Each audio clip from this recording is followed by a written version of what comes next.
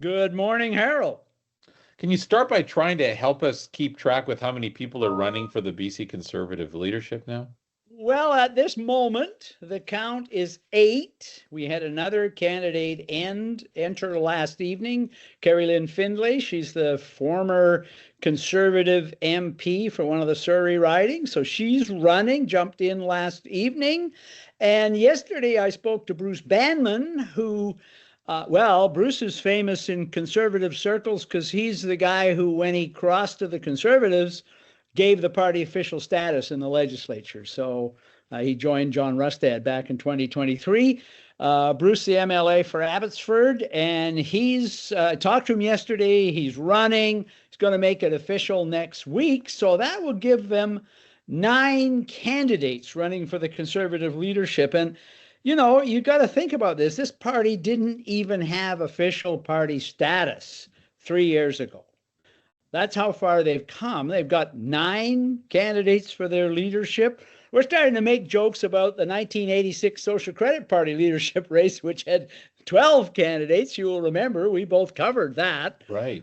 So it's pretty interesting. I mean, what it really says to me is there's a bunch of people out there who are looking at the Conservative leadership and saying, you know what?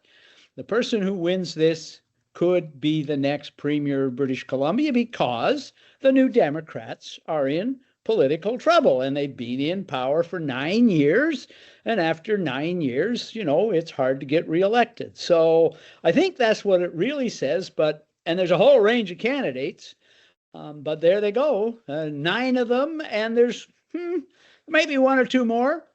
We haven't heard yet, but one name we haven't heard yet, but I think he's getting ready to run is Harman Bangu. So he's the MLA for Langley, and he shows every sign of getting ready to run. So if he does, that'd make it 10.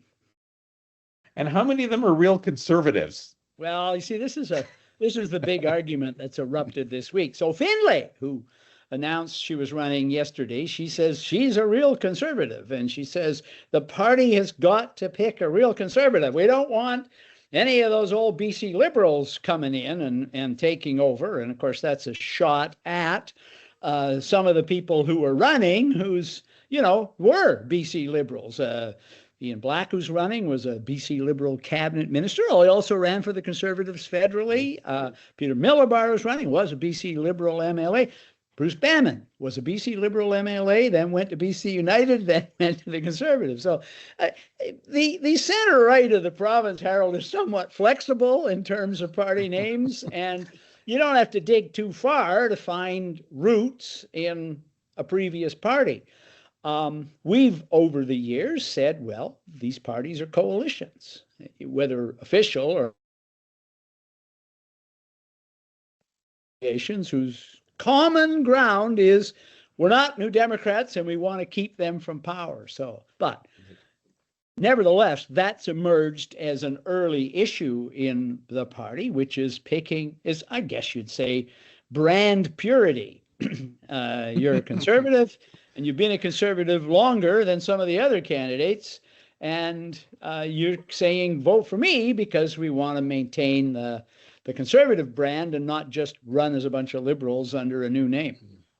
Now, you've pointed out it's a large field now, but the payments, the $115,000 to be a candidate, is paid in increments. So there is the potential, I guess, to drop out if it looks like you're not faring as well as you might otherwise. I think that's true. You may not have 9 candidates at the finish line. It's a lot of money, $115,000, and the candidates that we've talked to so far say, oh, yeah, I can do that. But it's installments. The big installment is down the road. It's $70,000. And if you make, you've got 3 months to sign up new members. That's the phase of the campaign we're in now. And I think that will be the test for some people who are running. If they can get a bunch of people to join, themselves and their supporters, I think you stay in. If faltering, you might say, well, I don't think I'm going to make that last installment, rather come out and endorse somebody else or free your supporters and say, go. So that's the dynamic. It's a fairly long campaign. We got 3 months of signing up members. The actual voting is the end of May. So it's got a ways to run. We may be sick and tired of these people by the time May 30th rolls around. Well, I think it's going to be a really interesting race because they're unknown. Some of the candidates are unknown. We're still learning who they are, and based on this week, there's going to be some fireworks because they're saying, "Oh, you're a liberal. I know you're calling yourself a conservative. You're not a real conservative." Right. That'll be interesting. All right. Now we also learned, as you reported, the Richmond real estate firm going into court applying to reopen the Cowichan title case. Yes, and the provincial government, the NDP government, supporting the application. So the big decision last August recognized Aboriginal title for the Cowichan Nation over a sizable tract of land, hundreds of hectares of public and private land in Richmond. The decision came as a bit of a surprise to landlords out there because they weren't told ahead of time that their land was on the table. They weren't aware that their private land might be now subject to a designation of Aboriginal title. And the biggest landowner out there is Montrose Properties. They own a tract of land, about 200 hectares. Now, if you've driven by that area, the Coca-Cola bottling plant is there, and I think there's a Canadian Tire warehouse and some other stuff. So they're essentially, Harold, they're going to court to say, you know what? You didn't tell us our land was at stake. You didn't give us a chance to be in court and defend our rights and title. And we think you should reopen the case and give us a chance to make some arguments about the narrow issue of our land, private property. Do provincial laws apply to our land from now on? What's its status? They're going to make that appeal to the judge in the case. So BC Supreme Court Justice Barbara Young, she made the original decision. They're going in front of her on the 11th and 12th of February to make the case. The interesting thing to me is the provincial government is supporting the application. So is the federal government. Nikki Sharma, the BC Attorney General, told reporters this week, yes, we think they should have been there in the first place. And Ottawa actually made the argument to the court that private landowners should be told what the stakes were. And the court turned it down. So it's a big precedent anyway that this has happened. And I think whatever the judge says in this case, Harold, will be important because there's a whole bunch of private land in the province that is potentially part of claims of Aboriginal title. So if the judge says to this company, yeah, you got a right to come into court, we're going to restore your whatever you call it legally, you'll have a chance to make submissions and make arguments. If the judge says that, well, that's a precedent. If she says no, it really puts a challenge out to private landowners and to the provincial government to start giving notice to people that their property rights are at stake in cases like this. Because the judge in the early phase said, I'm not going to issue the order, but you governments can do that. So either way, we'll be paying pretty close attention to that case on the 11th and 12th of February. The Cowichan Nation is opposing the application. They are seeking disclosure of some of the exchanges back and forth between the government and the property owners. So that may end up being a decision the judge has to weigh in. So we're not quite sure how this will unfold. But in the meantime, the province says they're appealing the entire decision. But we haven't seen the filings on that. They've given notice, but they haven't presented their case for overturning this, although they say they are going to, the province itself says it's going to go to court and argue that the judge got it wrong on the issue of status for private property. Right. Well, the premier was in Ottawa making national headlines this week. Yeah, the premier had a busy week. He started it off at the mining conference, and there's some genuine progress there on mines in British Columbia, some projects moving ahead, good news, Mhm. jobs and economic development, and the premier can point to Indigenous partnerships as Yes. well, which is good news. So he then goes off to Ottawa. He'd been he's not crazy about this pipeline idea that Alberta has to run a pipeline through northern BC. And he complained that the federal government and the Alberta government signed a memorandum of understanding without really consulting British Columbia. So Premier had a meeting with the Prime Minister and the Premier of Alberta in Ottawa.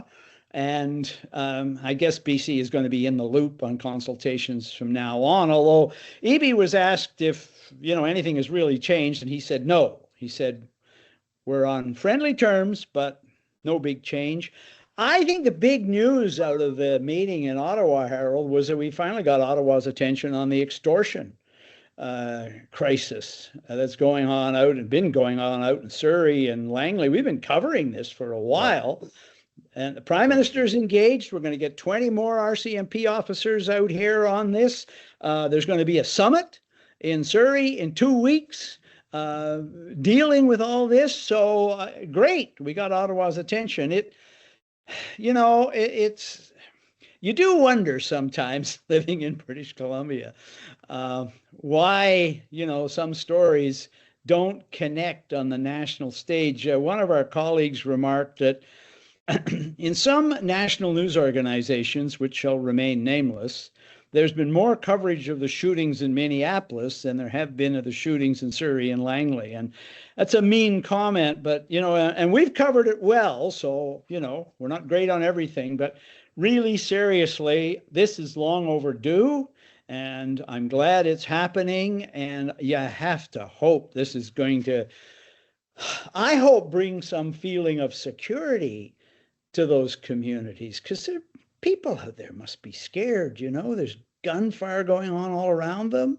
It's really a disturbing story. Well, as you know, they're just changing the way they live their lives. They're not frequenting certain businesses. They're paying for additional security at their private security at their homes, and in some cases arming themselves. So this is not a very healthy situation. No. So we can grumble that it's taken too long, but good. And I have to think that dumb comment by the RCMP guy 10 days ago, where he denied it was a crisis out there and then had to apologize. I probably it put some more momentum behind this. But in any event, yes. And I guess we should give the mayor of Surrey her due. Brenda Locke has been screaming about it and called for a state of emergency declaration from the federal government. Yes. No, it's interesting too, because as you know, she defended the RCMP against the idea of a standalone Surrey police force.